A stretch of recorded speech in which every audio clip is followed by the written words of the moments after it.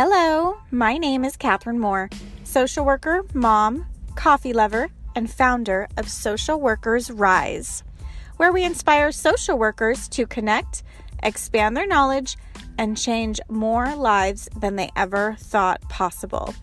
I'm so excited you found my podcast. We will talk everything social work on every level from micro to macro. We will hear the stories of social workers who are doing big things, learn new skills, and most importantly, give you actionable steps to make a difference today. Let's go. Hello, welcome to another episode of Social Workers Rise. Today, we are talking about a subject that is often shied away from, but that actually hurts us. I'm talking about money. We don't like to talk about money in social work because we're all about the outcome, not the income. Not true. Not true anymore. Maybe it was true years ago, but not anymore. We are smarter and more money savvy than we have ever been. It's important to step into the uncomfortableness and get a pad of paper out because you will definitely need it for this episode. There is going to be lots of really great gems dropped about the Federal Student Loan Forgiveness Program, what you need to know before you take out your loans, and even if you already have them, what you need to know like now that we have to repay it, right? So just to give you some stats and some background about where we are in 2021, I did some research and tried to find the most up-to-date information for you. Right now, the national student loan debt in 2021, I found different sources, but it's between $28,000 and $39,000. That is the average amount of debt that people have in the United States. Bad news for you, the average MSW debt is $46,000. That's a lot more than the national average. $46,000 is the average debt that we have in America among people who have their master's in social work. So that's a whole heck of a lot of money. Even more kind of not great news. So $46,000 is our average debt, $46,591 to be exact. And then the average MSW salary in 2021 is $65,511. So essentially, our debt is almost as much as our expected salary, which is probably more after taxes. I'm in California. They tax you on literally everything. So those are some big numbers.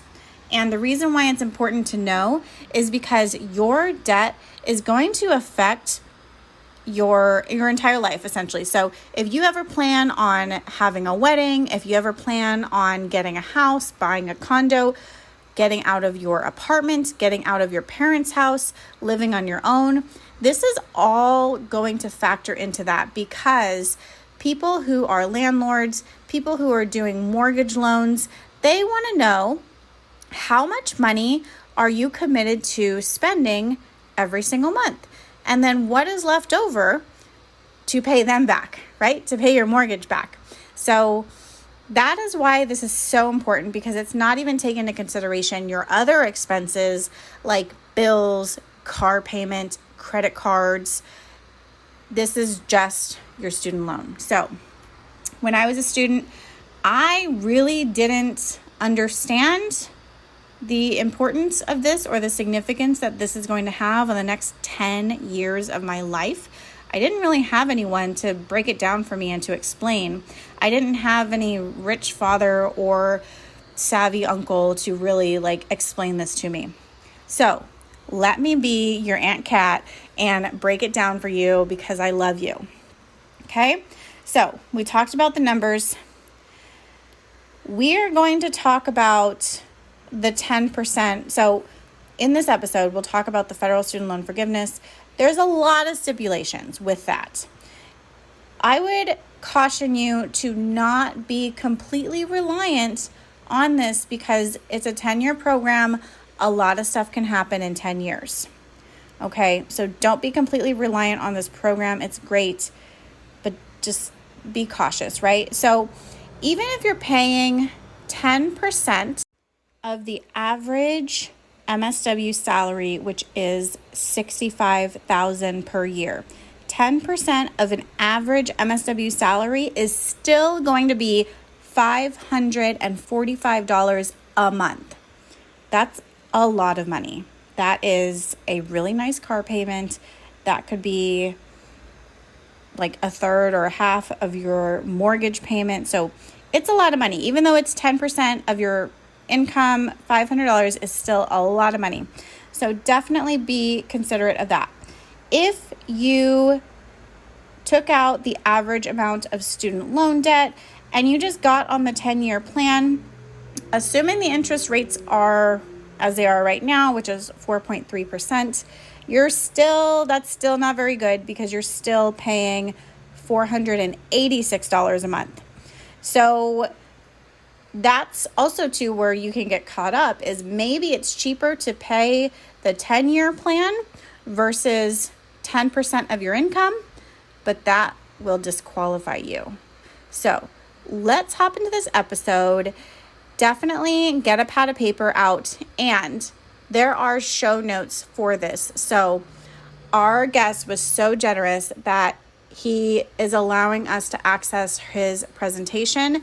So I'm going to put information in the show notes about how you can get the full presentation that we are talking about so that you can be fully educated on the types of loan you have, or before you take out loans, what kind of loans that you need if you're planning to qualify for this program. So with that, let's hop into it. Hi, Matt. Hi there, Catherine. How are you? I'm great. Welcome to the Social Workers Rise podcast. I'm so excited to have you. I'm excited to be here. Thank you so much. So today we are talking about the oh my gosh, I always mess up the name, the Federal Student Loan Forgiveness Program. It's actually the Public Service Loan Forgiveness Program, I believe. Oh my gosh, see, thank you. Yes, you are right. You are right. The Public Service Loan Forgiveness Program. But you are correct. It is a federal program. It's run by the Department of Education through the loan servicers. Okay, great. Good to know. And what is your background, Matt? So my background is I am a public librarian in Massachusetts, and I'm a member of the American Federation of Teachers. And I went to an American Federation of Teachers public employees event, and there was a program on on student loan debt, and so I believe I have been disconnected. No, we're still but I'm trying to reconnect. Anyway, so I had known a friend of mine had a lot of and had been trying to repay her student loan debt to the best of her ability, and had discovered that after 10 years of doing that, her debt was more than 100% of what it had been. Oh my gosh. Get out. Exactly. So I was horrified by that. And I went to this student loan debt workshop, and I learned about a program called Public Service Loan Forgiveness that allows for forgiveness of principal and interest of federal student loan debt for people who work in public service. And there are a bunch of hoops that people have to jump through, a bunch of things that they have to accomplish in order to achieve this. But at the end of 120 payments, people do receive a full write-off of whatever federal student loan debt they had accrued, or they had taken out, or however much it had grown. So through my union, I began to do clinics for teachers and for librarians. And as part of that, I decided to try and bring this work out to librarians and to social workers and to people who work in public service but might not be aware of the provisions of this program, or um, might not understand exactly how it works, because it's a frustrating program for a lot of people. It was very, very, very poorly marketed from 2007 when it was launched through about 2016 when it was soon to have to pay money out. And as a Mm-hmm. result of that, many, many, many people were not provided with the right information that they needed in order to make the choices that they would need to make in order to set themselves up for forgiveness. So in the beginning, so 2017 through 2018 through 2019 were the first times that the government was actually having to forgive any debt, and many, many, many people applied who had thought that they had been doing the wrong things and discovered that they had not been doing any of the right things. Mm. Or many people discovered that the choices that they had made, thinking that they were going to be doing the right things, had not been the right things. So in the intervening couple of years, the success rate of applications has gone up somewhat, and the information that the Department of Education is making available about the program is actually a lot better than it had been in the past. But so for people who are newly entering the program, it's actually quite straightforward and streamlined. But for people who are still fighting through the jungle of trying to get their student loans forgiven, and have been doing so for 7, 8, 9, 10, 13 years, there are still a lot of quite significant obstacles.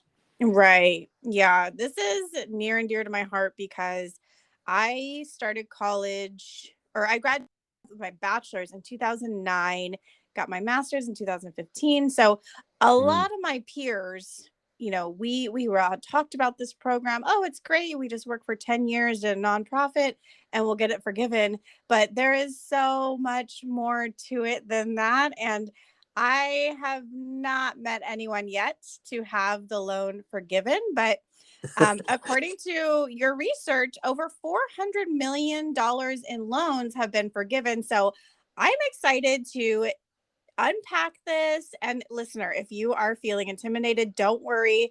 I'm not a numbers person either. Um, we're going to get through this together. So thank you for that background, Matt. And you kind of gave us like a little bit of an overview of the program, and I'm wondering, let's see, there's a big rumor that a lot of applications, well, I guess not a rumor, but yeah, like you mentioned, a lot of applications have been rejected. So what do we really need to know so that our application is accepted and our loans are forgiven? All right. So that's not it's not actually a rumor that a lot of applications have been rejected. It's a fact. Right. Uh, and there was lots of early reporting that said that like 1% of applications had been successful, and um, that's true actually. There's really no way to sugarcoat the fact that very few of the very first sets of applications were accepted. uh, So we want to be the 1%. yeah, we want to be the 1%. That's what I always say. I always when I'm talking to people, I say, like, lots of people have made these mistakes, and so because they have made these mistakes in the past, you do not need to make these mistakes when you are applying. So the first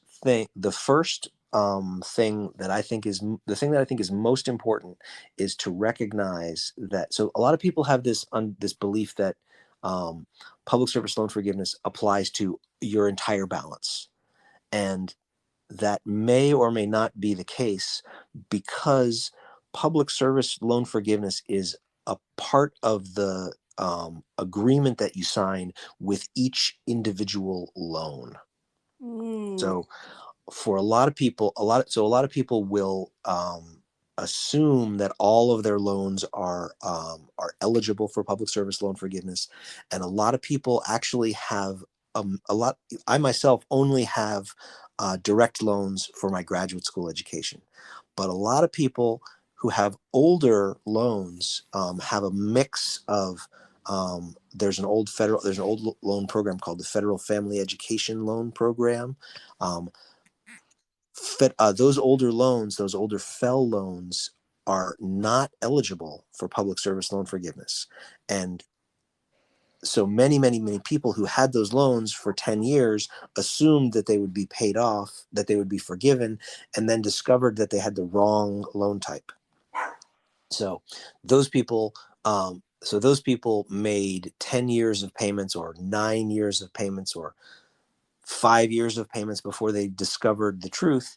Those people have already made those mistakes, and there's a lot better screening that happens at the beginning of the process than there ever used to be.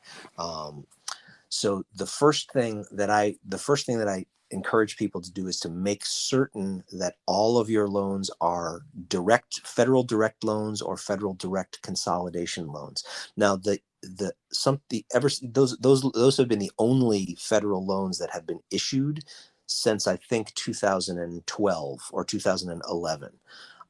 But people who have older loans than that, people who have loans from their undergraduate, oftentimes they do have a mix of FEL loans and direct loans. And um, many people also do take out private loans, from a bank. Um, Private loans are never eligible for public service loan forgiveness. Um, FEL loans are sort of a hybrid in that they are originated by a bank, but they're guaranteed by the Department of Education. Um, So are there's a those loans open to everybody, or are those going to be income qualifying loans? Um, those loan when you say those loans, which loans do you mean? The federal direct loans and the federal direct consolidation loans. So f- so there are two so there are so there are two there are two ca- so that so back to loan types. There are two types of federal direct loans and federal direct consolidation loans are eligible for public service loan forgiveness. FEL loans and Perkins loans, which are actually owned by the college or the university that you went to, those two categories of loans, those two loan programs, can be consolidated into federal direct loans, and then those balances can become eligible. Got it. So private loans are never eligible. In terms of eligibility to take out loans, that's actually not a question that I know a lot about. The FAFSA is the form that people fill out to determine their eligibility for determine how much federal aid that they can get. But I know that there are alternative things after the FAFSA, and that there's a private loan market out there, so people can take on um, more student loan debt than people can probably take on as much student loan debt as they want. Um, in other contexts, I often say there's a lender who can work with you no matter what. Yep, it's so true. There's always somebody who's willing to charge you interest and lend you Yeah, money. exactly. And are these interest rates, since these are loans provided by the government, are do you, are these interest rates like, is there a set interest rate for them, or is it going to be different with each person, or is it different on the economy? I guess I'm wondering, like, how high are the interest rates on these? So to the best of my knowledge, and I'm not an expert on this, to the best of my knowledge, the interest rate on federal student loans is set at a fixed amount, but that does vary based on when the loan is taken out. Okay. So people do, um, people who have, there's a business in private loan refinancing because the market can the market can charge a lower amount of interest than that fixed rate that the federal government has charged.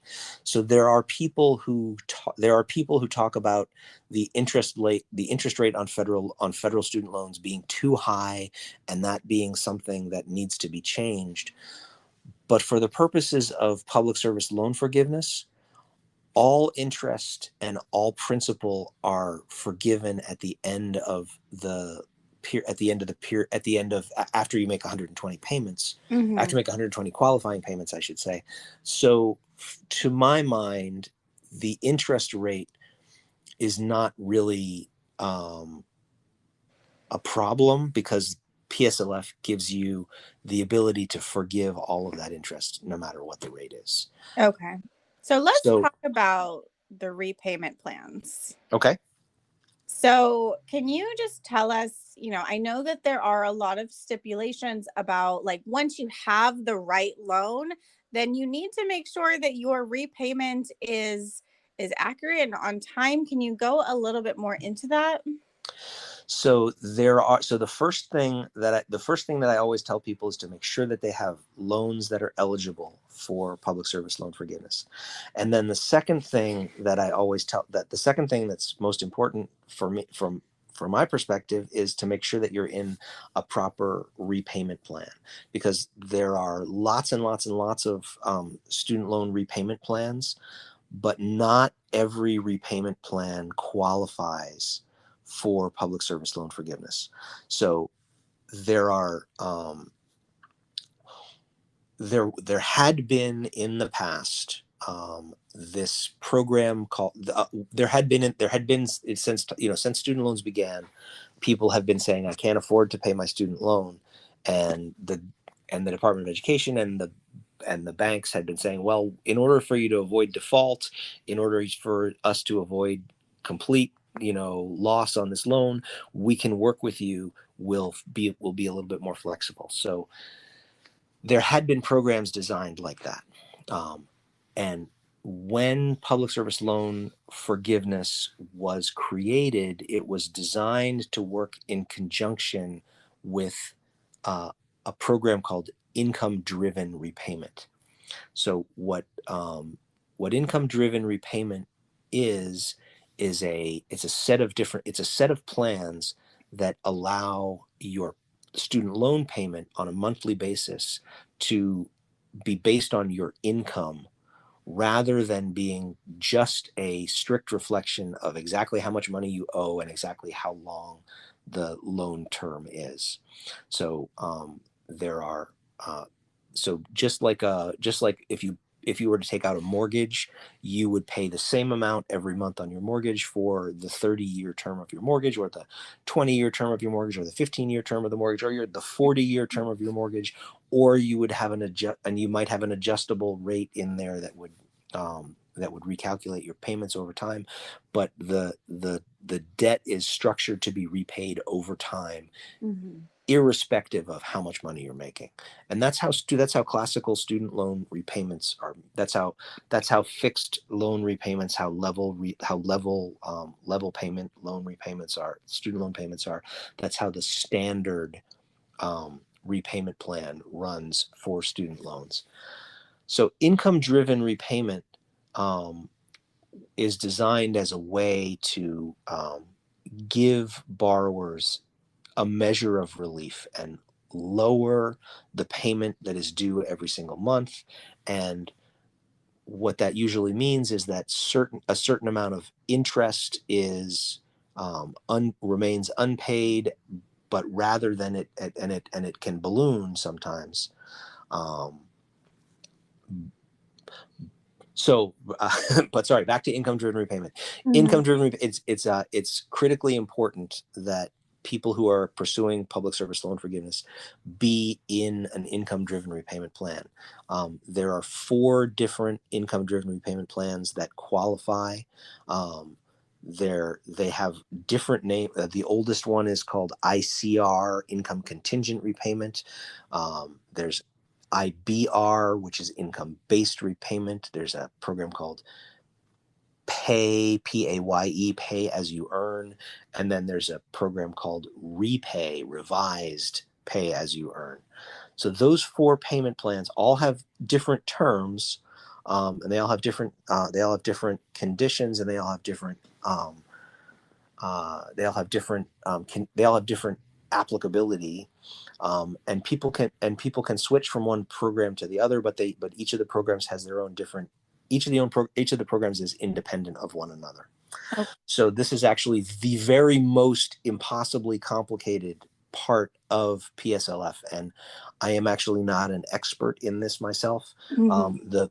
The thing to know is that when you apply for an income-driven repayment plan, which you can do at any time for any student loan, if you're a direct loan borrower, you can always apply for an income-driven repayment plan.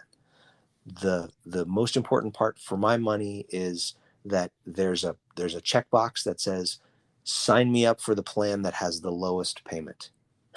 and, Mhm. and Yeah. I checked that box, and the vast majority of people who check that who do apply check that box, and the vast majority of people um uh the vast majority, yeah, so that's the way most people work. If you so income driven repayment is a condition of a requirement, a criterion of um, making qualifying payments. What ab- So what about the Mhm. 10-year standard repayment? Does that So count? the 10-year standard repayment plan does qualify, um, and the reason that exception was carved out was basically so here's what happened for me. The 10-year standard repayment plan does indeed qualify. A payment that you make under the 10-year standard repayment plan is a qualifying payment for public service loan forgiveness. But the thing is that if you were to make 120 payments under the 10-year standard repayment plan, the the way that the payment is calculated would mean that at the end of after your 120th payment on the 10-year standard repayment plan, your balance would be zero. Yeah, So you would that's where have I was. there would be no money, so there'd be nothing left to forgive. That's where I was, and I was like, "Wait a minute, this is a total sham." Well, that's where that's where I was too for about 6 years, because I didn't know about the program, and even once I found out about the program, I didn't believe that I would be eligible. Mhm. But after I did fill in my income driven repayment plan request, I did discover that I was saving I was saving some money every month, and Wait, because I was teaching about because I was teaching and consciousness raising about this program, I figured that it would be a good idea for me to actually take part. yeah. So you actually saved money by doing the income-driven repayment plan. Yes. Okay. So in my case, I made about 6 years of payments under the standard plan. When I when I switched over to an income driven repayment plan, my payment went down. Okay. Uh, Good. and that resulted in some projected savings. Mhm. And when I certified my employment, all of my payments that I had made under or the all of the payments that I had made after I started working for a qualifying employer, all of my payments began to qualify. So I just recently, I just in April made my 120th qualifying payment. So I am in the final forgiveness process, and I anticipate that in an indeterminate amount of time, between 4 and 6 months, that I will receive notice that um, a couple of $1,000s has been written off of my student.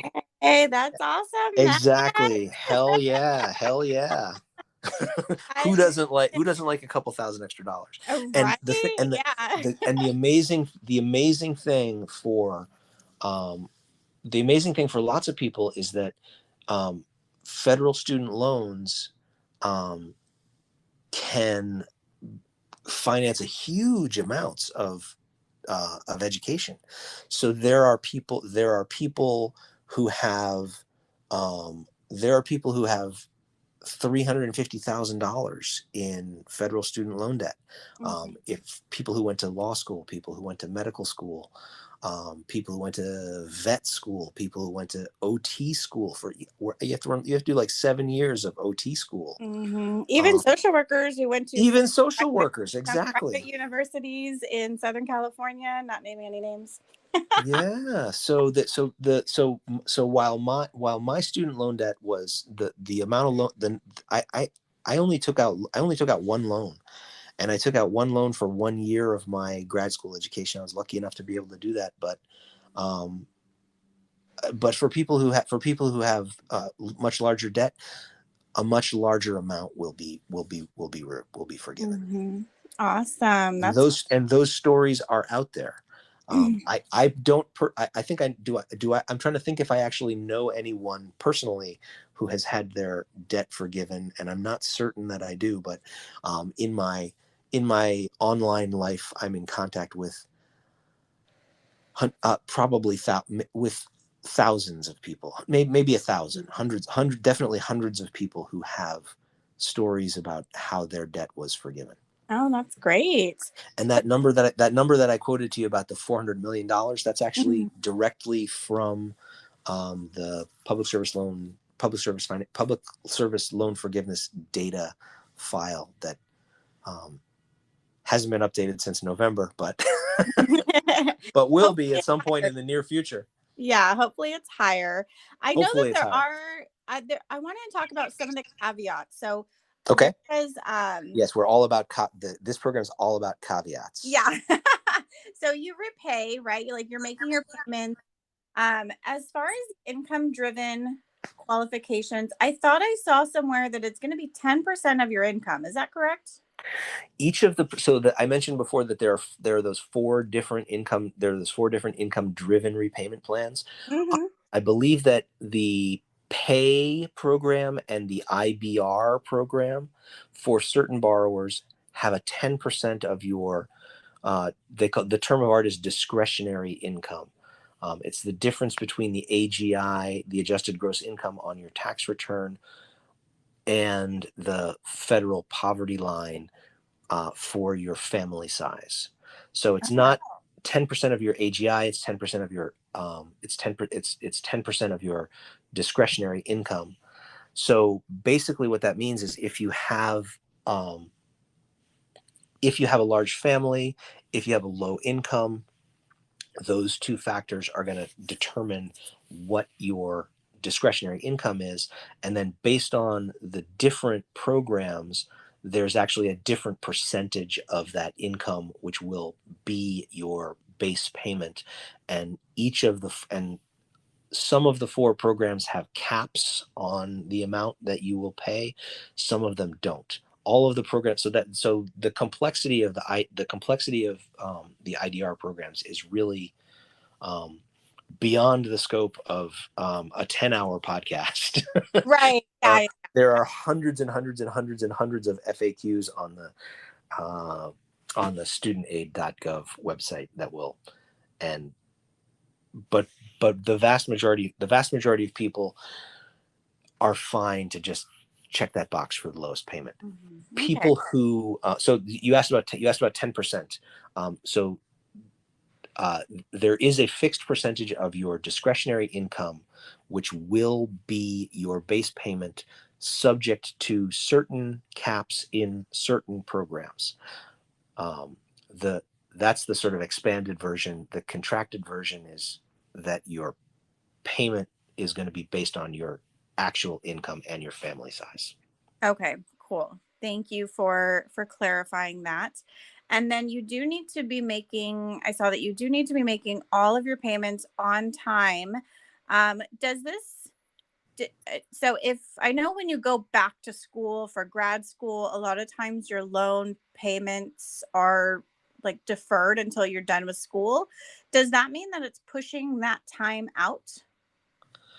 So there's a so payments that payment so there are a couple of different there so if you are on an in-school deferment, if you go back to grad school and you take an in-school deferment for your undergrad loans, you will not be making payments on your undergraduate loans while you are in graduate school.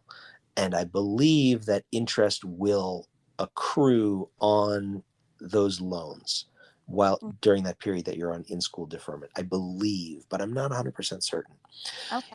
If you continue to work while you are in grad school, and you continue to work for a qualifying employer, you can continue to make payments on your undergraduate loans, and you can continue to make qualifying payments on your undergraduate loans. You have to fill in a form called an in-school deferment waiver, and you can get that from there's a form available from FedLoan, which is the Public Service Loan Forgiveness loan servicer. You can also get that from your school. So the so if you choose to defer your loans, whether you're in school, whether you have economic hardship, whether you there's a limit to the amount of time that you can defer your loans, but there's not a limit to the amount of time that you can do an in-school deferment. Okay. Sounds Does good. that did that answer your question? Yes, yes. So it sounds like if you go back to grad school, you're not, it doesn't sound like you have to start over or that you're disqualified. Is that right? Exactly. Yeah. So Okay. you're not the payments that you make don't have to be consecutive.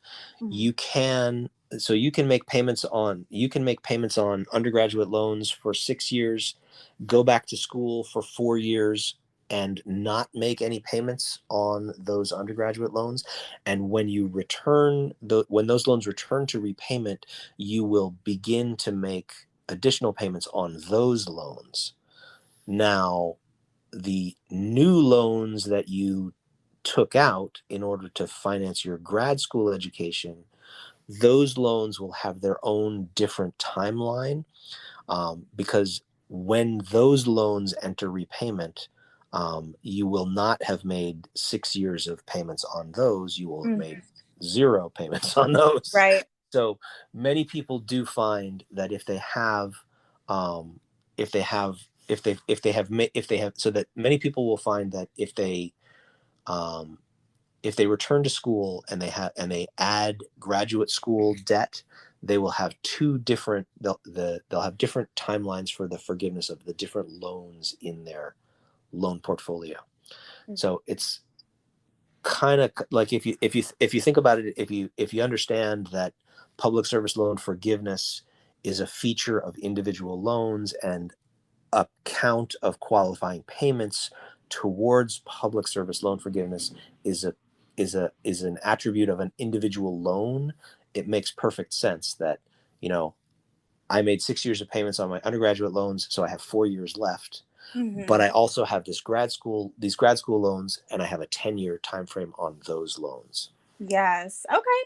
All right. And Cool. so actually one of the things that's beautiful about income driven repayment is that um, in the past, and a lot of people who have a lot of old loans, they have like four different loan servicers for different loans, and Mhm. they're making payments to Navient and to Mohila and to Granite State Mhm. and to some other federal loan servicer. When you sign up for an income-driven repayment plan, that actually gives you one payment that will be spread across all of your loans. So, Mm, okay. so, so there, like I was actually just looking at, I don't know why I tortured myself, but I was looking through some FAQs about um, interest capitalization, and I ran across this like set of questions that are like, I have IBR for some loans and I want to do pay for some other loans. You don't have to do that anymore. If you feel so, for new borrowers, the process is actually really straightforward. You have direct loans, so you don't have to worry about your loans being eligible. You apply for an income driven repayment plan and you pay your loans. You make your loan payment every month, and then you certify your employment, and you do that on an ongoing basis. And in order to maintain your income driven repayment plan, you have to recertify your income on an annual basis. So for new borrowers, the process is pretty straightforward, but for old borrowers, um, figuring out whether your loans are eligible, figuring out whether your loans can be consolidated and become eligible, figuring out whether having made 9 years of payments on your loans, consolidating those balances and adding 10 years of payments for them is going to make any sense. All of those decisions are really kind of difficult and individual, and Mhm. not impossible, but just daunting. Yeah. So before we talk about the types of employment that counts, Okay.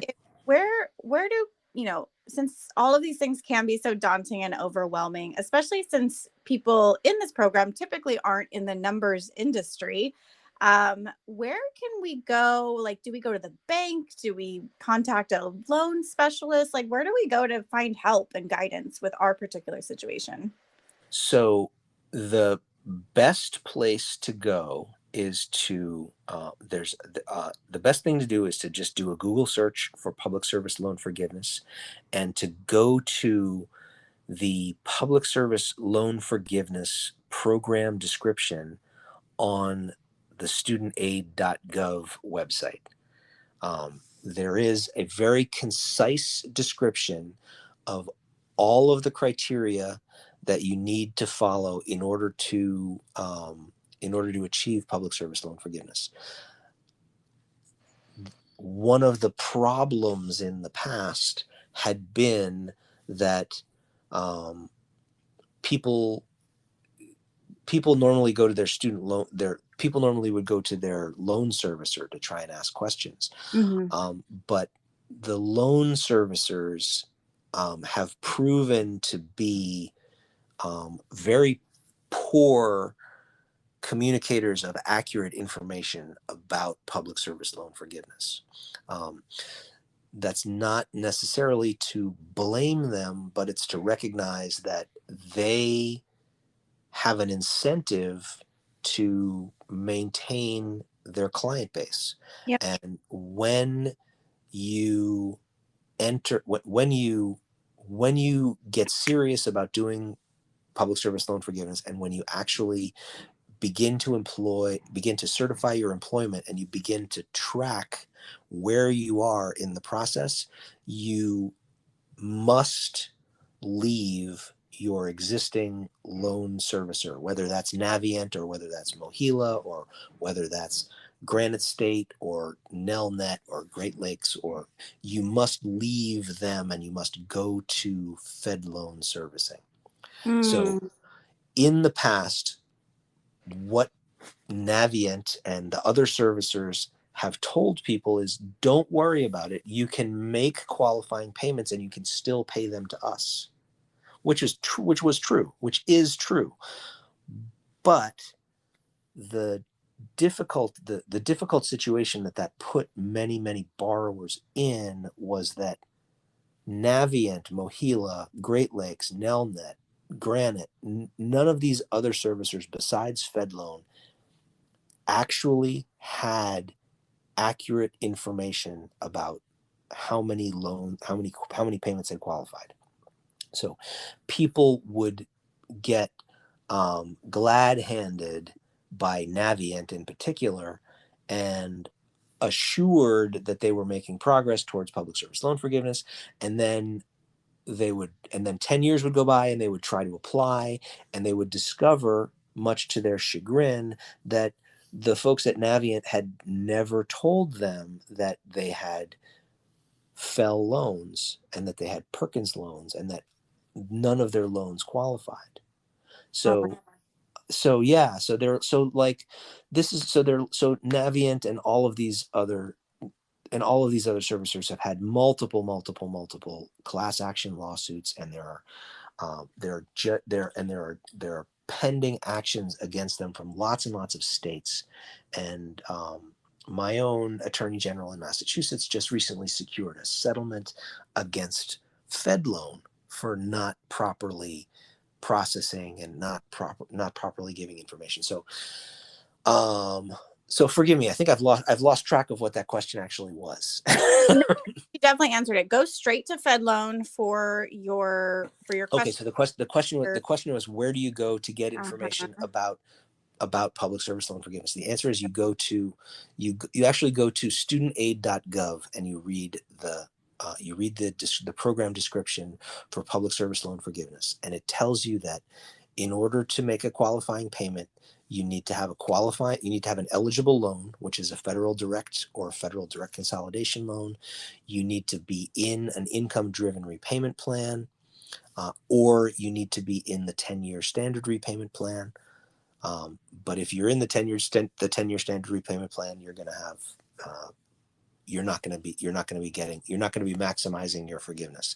You also need to work full time for a qualifying employer. That's a government employer or a 501c3 nonprofit, or a very small number of other nonprofits who are in quote unquote public service lines of business. And finally, you need to make every single payment on time and in full. So those are the requirements that are laid out there at studentaid.gov. There's lots more detail to go into.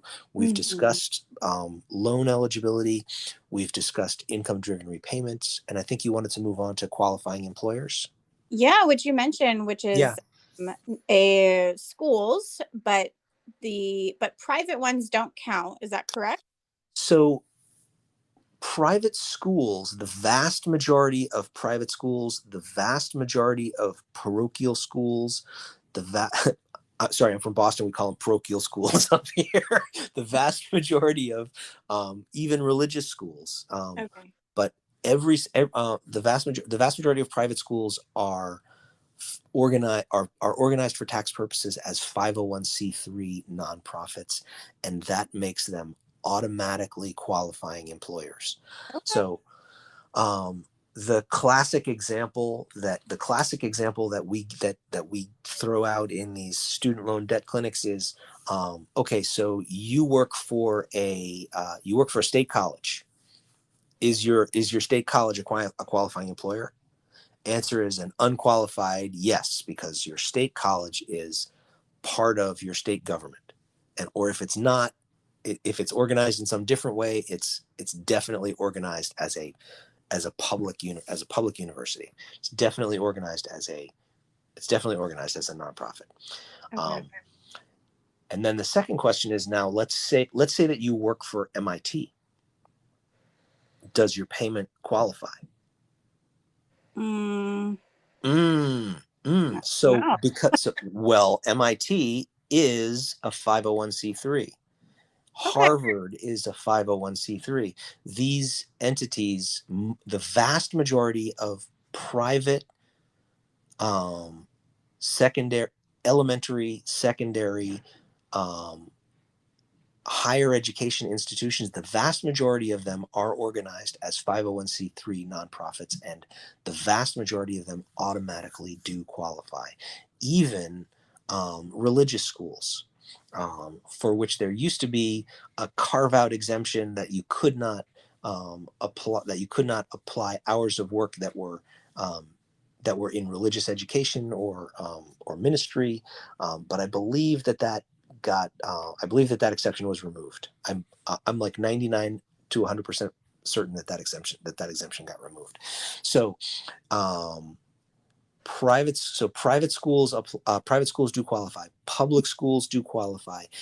Any level of government employment, from municipal through county through state, tribal, federal, any government employment automatically qualifies. Any 501c3 nonprofit employment automatically qualifies. Some employment for not-for-profit organizations, which are not organized as 501c3s, but are involved in public service activities like education, law enforcement. Some there's actually this list of exceptions takes up a huge amount of time to discuss, and like less than 0.5% of of certified employment comes from those employers. There are very, very few carve out organizations which are not eligible under any circumstances. Labor unions and partisan political organizations are pretty much the only two that are specifically carved out. Okay. So in summary, you can work for schools, government, employers, and nonprofit agencies. So yes, school. So so the thing that's important is the person who is paying you, the person who is writing your paycheck, the entity that is employing you. So there are lots of so the, there so like if you work if you work in schools, and if you are a social worker working in schools, but you are contracted to work in schools through a private agency, the odds are that your employment will actually not qualify, even though you are doing the same exact job function as someone else who is a school employee in a different district. So Sneak. it's so pretty sneaky, um, uh, but again, makes sense if you understand that the definition of employment that they use is employment for an employer. And so the status of your employer is the thing that makes the difference. So So that's a good question to ask in an interview, because if you don't ask it in the interview, you'll get hired and then you find out, oh, shoot, it's actually a for profit that's paying me, maybe a placement agency or something. exactly. And then does that mean, if that happens, does that mean that you disqualify from the whole program, or can you just find a different job that would then requalify you again, like say you're in the middle of it or something? Yeah. So when you can always the this the mojo the secret of public service loan forgiveness is making qualifying payments, and you can always, your payments don't have to be consecutive. So if you go if the only job that you can find for 6 months or for a year or for 3 years is working for an agency, working placed for an agency, that's a for-profit and non-qualifying employer, you can always return to another qualifying employer and return to making payments. So Yeah. it's not. So yes, it is. So yes, it is a great question to ask in an interview, and I tend to think that it's not at all an inappropriate question. Some people seem to be reticent about asking if they, you know, like, and some people, and oftentimes because this program is not very well known, Mm-hmm. um, it's sometimes hard to ask in an interview if your if your job is going to qualify you for public service loan forgiveness. Right. Yeah. So, The just person you're interviewing with might ask not this. know the answer to that Yeah, question. I wouldn't ask this in my initial interview. Yeah, I would only exactly. ask this, when they're making the job offer. Then you can go more into details, and then I would personally ask, are you, is the company that is paying me considered a nonprofit? Or you probably know if it's going to be government, but especially if it's some sort of contract agency. Yeah, usually you're gonna know. Right. And if you're interviewing for, like, if you're interviewing for a company that has a website, and that website has an investor relations um tab on the website, Mm-hmm. then you're pretty certain to know that you're dealing with a company that is a for-profit publicly traded entity. When Mm-hmm. you get into smaller things, it's sometimes hard to know where the what's a nonprofit agency, what's a cooperative that's a nonprofit, what's a partnership, Right. which would not qualify, what's a sole proprietorship, which would not qualify. Right. Well, thank you so much, Matt, for your time. I really, really appreciate you and all of this information. The studentaid.gov link that you need for more information is in the show notes. Definitely check it out. And Matt, do you have anywhere that our listeners can follow you and connect with you? So I am a moderator on the public service loan forgiveness support parenthesis PSLF group on Facebook. And I'm findable there. There's also about 28,000 of us who are gathered together, and who have asked just about all of the questions that could possibly be asked. There's also a great board on Reddit, which is called r/PSLF.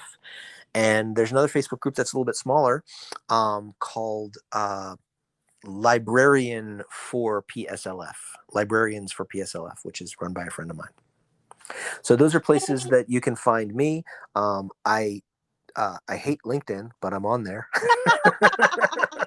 I don't look at it ever, but I am on there. Yes. Okay, great. Well, yeah, we have all of those links in the show notes. Thank you so, so much. And then you did send me your written presentation. Is it okay if I send this out to our listeners if they ask for it? So I believe that the presentation that I sent you was specific to school librarians, Mm-hmm. but and it has a couple of slides in it that are that say something like, because you're a librarian and you work in a school, unless you work for a private for-profit school, you are going to qualify. So just so yeah, it's fine. It's fine to send that out. It's fine to post that. But I might want to put together a slightly more generic version of it, and it's also and that's all that and that's also not the be all and end all of Right. everything up there. Yep, definitely go to the website. You heard Matt. You can email me again. My email is in the show notes, and I will send you out the updated version that Matt sends me, because there's a lot of information that we covered, a lot of numbers, a lot of things to take into consideration for yourself and for your own personal situation. So, with that, thank you, Matt, so much. I really appreciate you. Hey, if I can do this, you can do this. Yes, we got this. Fingers crossed that you get those loans out of your hair soon. Thank you very much. Bye. Bye. Do you want to make your own podcast? Spotify has a platform that lets you make one super easily, then distribute it everywhere and even earn money all in one place for free. It's called Spotify for Podcasters, and this is the platform that I use because it makes it so simple to record and distribute your podcast all in one place using your cell phone. What you need to do is download the Spotify for Podcasters app or go to www.spotify.com/podcasters to get started.